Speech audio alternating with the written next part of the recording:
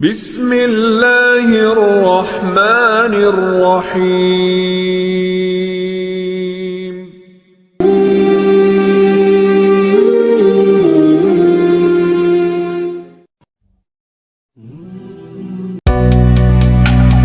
Akan ada satu masa dalam hidup setiap hamba merasakan satu persoalan yang seakan-akan beban berat yang dipikul sampai merasa kesulitan dari ujung kepala sampai ujung kaki.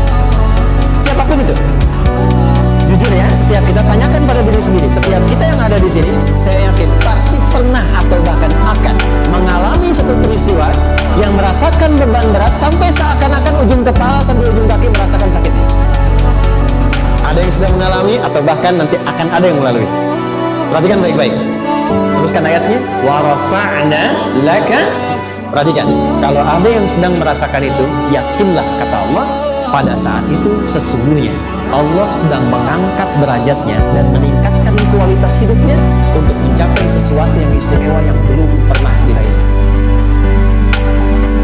Orang yang pakai susu mengeluarkan susuknya pakai daun kelor.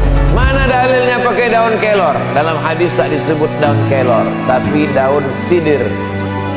Daun sidir, daun bidara.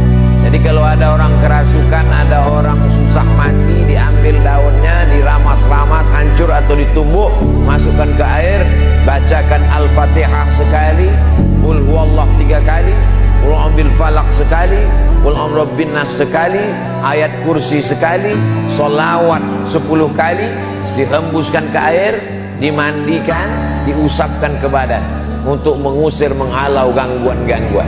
Daun sidir itu batangnya berduri.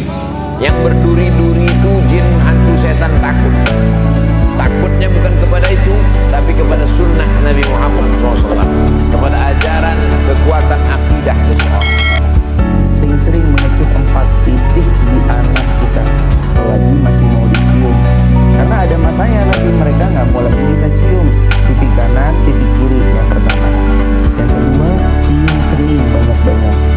Yang ketiga, cium ubun-ubun sesering mungkin sambil berdoa Rabbi habli minal shalihin. As-Saffat ayat 100.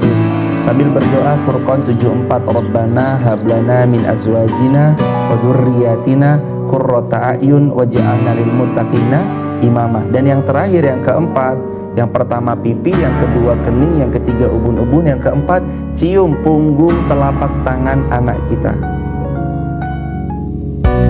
Ini sekarang banyak orang demi berbuka bersama sampai tak sholat. Apa ini? Ini perbuatan tidak diridhoi Allah SWT. Bukber alumni SD, alumni SMP, alumni SMA, sampai persatuan paguyuban, persatuan tetangga, 10 hari tak sholat maghrib gara-gara berbuka bersama. Bukan ajaran, bukan adab Islam. Datang dari mana ini? Sampai di situ ketawa cekikikan, ketemu teman SD. Kau dulu yang iya, kita kan laki, kau mana? Itu yang kurus keriting. Ganteng abang lagi. Ini kan sedang puasa. Tak ingat dia ini sedang menjaga adab-adab. Kalau dengan datang itu tersambung silaturahim, sunnah. Tapi kalau dengan datang malah timbul dosa ghibah namimah. Ustaz, kalau sudah wudhu terus makan, wudhunya batal atau tidak? Mana pula makan batalkan wudhu, kecuali makan sambil kentut. Makan tidak membatalkan wudhu. Beli buku judulnya Fikih Islam Sulaiman Rashid. Saya ulang sekali lagi, Fikih Islam Sulaiman Rashid, bahasa Indonesia. Syekh Sulaiman Rashid, orang Lampung, tamat dari Al-Azhar Mesir 1935. 10 tahun sebelum Indonesia merdeka dia sudah tamat Al-Azhar Mesir. Jabatan terakhirnya rektor di Lampung, IAIN Lampung. Fikih Islam simple sederhana, supaya tahu mana rukun, mana syarat, mana wajib, mana makruh, mana membatalkan. Setiap rumah mesti punya buku ini.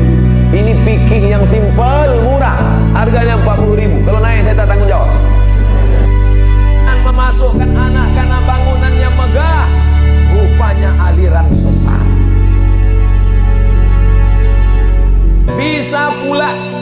depan syekhnya, di depan santri, di dalam masjid, anak-anak diajarkan lagu. Lagunya